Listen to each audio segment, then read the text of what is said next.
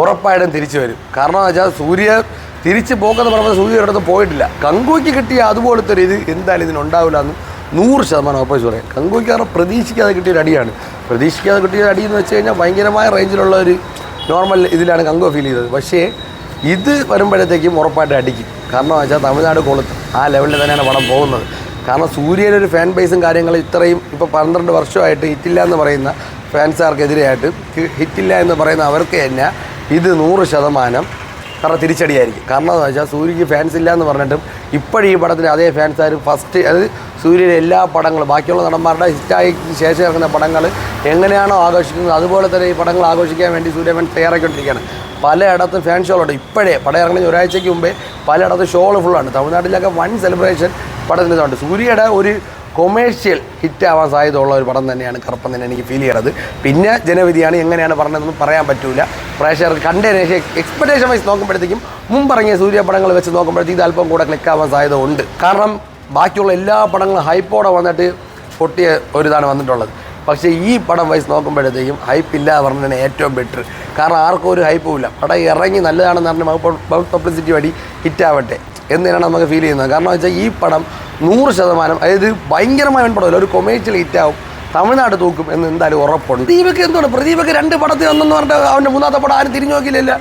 അടുപ്പിച്ച് 100 കോടി കയറി എന്ന് പറഞ്ഞ പ്രദീപിൻ്റെ 3ാമത്തെ പടം ആരും തിരിഞ്ഞു നോക്കില്ലല്ലോ. അത്രയേ ഉള്ളൂ. കാരണം പടം കൊള്ളാമെങ്കിൽ അവനെയൊക്കെ ആൾക്കാരുള്ളൂ. പക്ഷേ സൂര്യ വിജയ് അജിത്ത് അങ്ങനെയല്ല.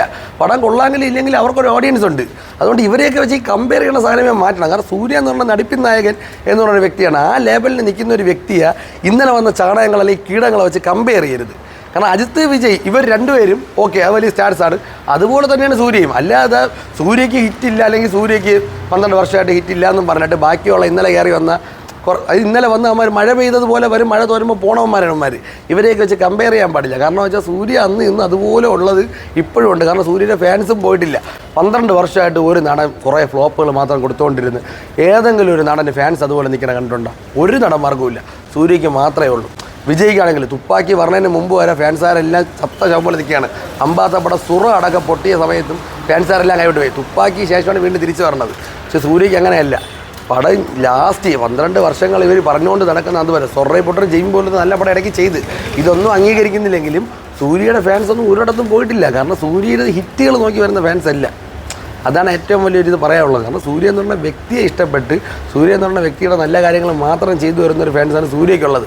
അത് അന്ന് ഇനിയിപ്പോൾ 10 പടം പൊട്ടിയാലും 20 പടം പൊട്ടിയാലും സൂര്യ എന്ന് പറഞ്ഞ വ്യക്തി ഉള്ളിടത്തോളം കാലം സൂര്യയും കാണും, സൂര്യയുടെ ഫാൻസ് അവിടെ തന്നെ ഉണ്ടാവും. കംബാക്ക് ആവണമെന്നാണ്. കാരണം അത്യാവശ്യം നല്ലൊരു നടനാണ് പുള്ളി. അപ്പം ആ പുള്ളിക്ക് 1-2 സിനിമകൾ അത്യാവശ്യം ഫ്ലോപ്പ് കാര്യങ്ങളൊക്കെ വന്നായിരുന്നു. പക്ഷേ അതൊരു തിരിച്ച് നല്ലൊരു കംബാക്കായിട്ട് വരണമെന്നാണ് ആഗ്രഹം.